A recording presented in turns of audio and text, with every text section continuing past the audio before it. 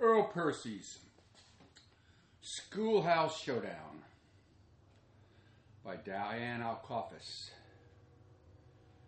third great-granddaughter of Earl Percy. Scene 1, Arrival in Texas. Tennessee, 1843. Earl Percy Beddoe was young, broad-shouldered, and already restless when he married Martha Caroline Hembry, a Scotch-Irish girl with eyes as steady as her own. The road west began to call. 2 years later, with their first child, Malvina Parr, cradled in Martha's arms, they joined a wagon train bound for Texas.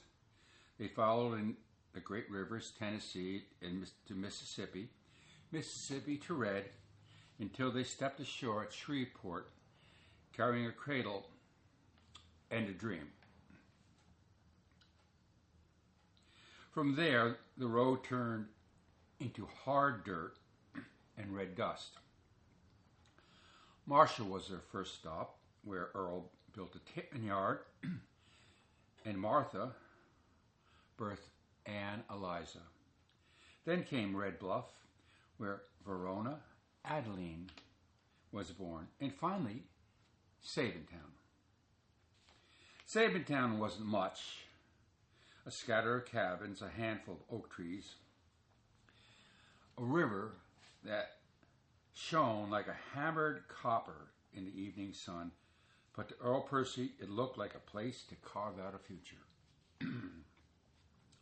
Martha sat high in the wagon seat, her bonnet shading her face. She was weary from the road, but not broken by it. Earl stepped down, boots sinking into the dust, surveying the town with calm determination. The first to greet them was Jake, a tall, sunburned man with a grin that suggested he knew something they didn't. "Howdy there. You must be the new schoolmaster." Earl Percy Beddoe. Jake gave a low whistle and shook his head. "You're a brave man, Mr. Beddoe. Those boys in there, they ran off 5 teachers last year. Dunked the last one in the horse trough before lunch. They keep a tally on the wall."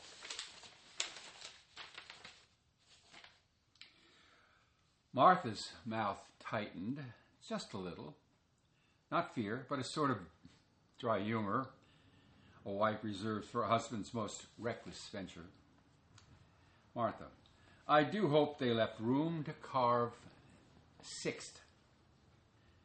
Earl Percy only smiled and reached into the wagon, his hand finding the familiar weight of the shotgun. He built tanneries, crossed rivers, carried his future in a cradle. He wasn't about to let a pack of boys be the end of him. Scene 2, the Schoolhouse Showdown. Morning came with the smell of hot dust and pine. The schoolhouse sat awaiting, a one-room box of rough-hewn planks, sunlight slanting through its windows. Inside, it was less a school and more a riot penned in by 4 walls. Desks tipped, spitballs clung to the rafter, and a dog barked from the doorway as the boys dared each other louder and louder. Earl Percy stepped inside. He did not raise his voice. Didn't need to. He laid the shotgun across the teacher's desk, the sound of wood on wood ringing in the silence. Beside it, he set a bunch of chinkopin switches. "No books today. First, we need to learn respect." One boy, Jed, a wiry troublemaker with mischief burning in his eyes, blew a long, wet raspberry to rally the others. "Respect? You gotta learn that, old man." Earl Percy didn't so much as blink. He cocked his shotgun with slow precision. The sound was soft, but in that room it might as well have been thunder. The boys fell silent, their grins freezing on their faces. You, the one with the smart mouth, step forward. Jed hesitated, then shuffled up front, trying to look braver than he felt. Earl Percy Beddoe took a single switch, snapped it once through the air, and the sound cracked like lightning.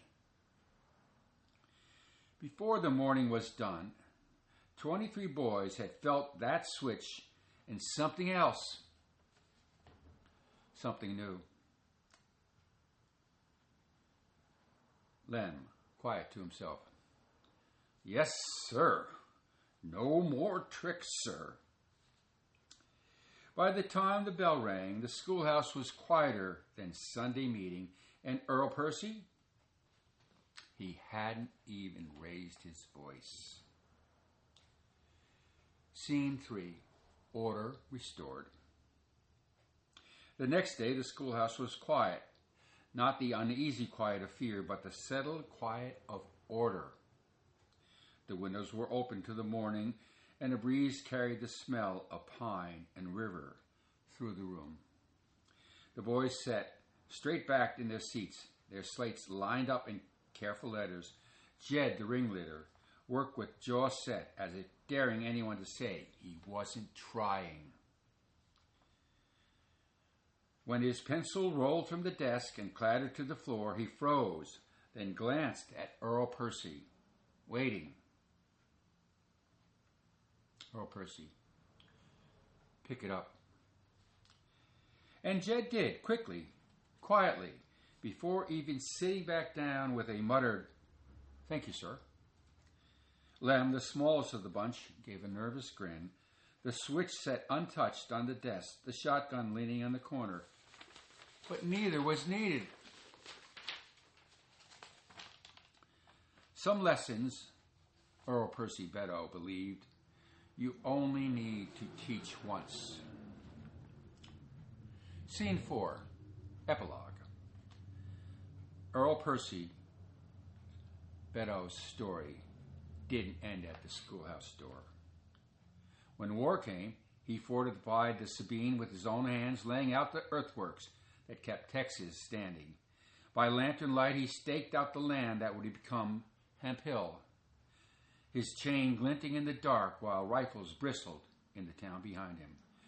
When peace returned, he brought home wagon loads of panther, bear, mink hides, tanning them under the Texas sun, and when there was no church, he built one, the first west of the Sabine. It stood at its door every Sunday, Bible in hand, greeting neighbors with that same steady calm. They say the wildest thing Earl Percy Beddoe ever tamed wasn't a bear or a river or a county line. It was that one-room schoolhouse full of boys. And the tally on the wall, it never saw the 6th mark. I am Deacon Jack Beddoe. Diane Alqaffas wrote this. All rights reserved.